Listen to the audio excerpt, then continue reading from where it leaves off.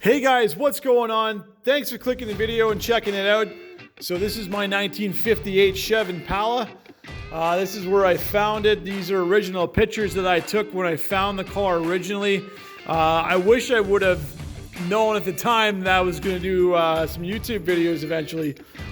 So I didn't get too many videos of it. I do have one video of the car when it's finally getting pulled up the hill and actually moving for the first time, probably about 40 years. So, but yeah, this is how I found it. It was sitting down in the valley. It was been there for probably like I said, probably about 40 years or so.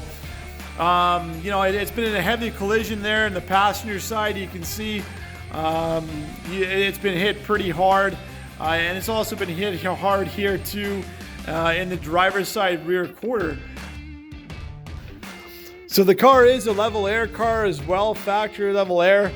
Pretty rare option for these. I think they were only available in 1958 and 1959.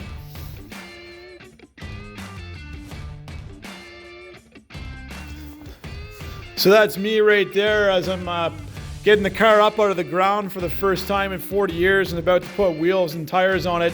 That ground there was so soft that every time I put a jack underneath it, it would just sink the jack and nothing would happen. So I had to improvise and use wood and whatever else I can to kind of spread that weight out so that the jack and everything else wouldn't sink in the ground because it was laying in that swampy area. But eventually, you know, got it all sorted, figured out, put a set of wheels and tires on it. And yeah, first time in the wheels and tires, probably been on it in a long time.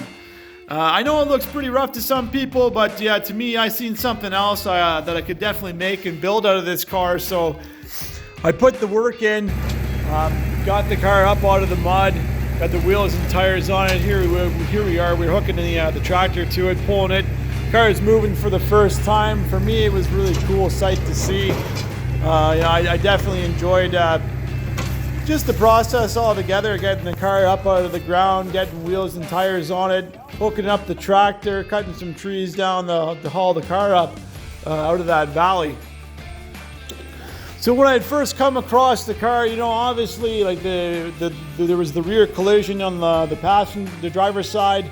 There was the front collision on the passenger side of the car. You know, a lot of panels and stuff were missing, but you know, that's why I was saying it looks horrible to a lot of people, right? But to me, it wasn't so bad because, you know, for whatever reason, with what I do, I always come across classic cars, and I've come across, you know, a lot of 58s, 58 Chevys. Like just off the top of my head, I probably know where there's at least 8 58 Biscayne Delrays and Bel Airs.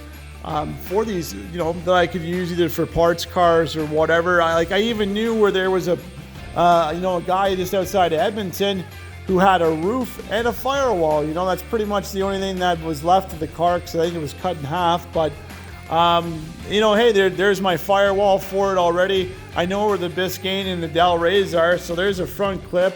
There's my grille. There's my headlight bezels. There's my inner and outer fender walls. So with knowing where all these 58s were already, hey, I had everything in my eyes that I would need, you know, to put this 58 Impala back together again. You know, I ended up using a front clip off a 58 Biscayne, full front clip I got.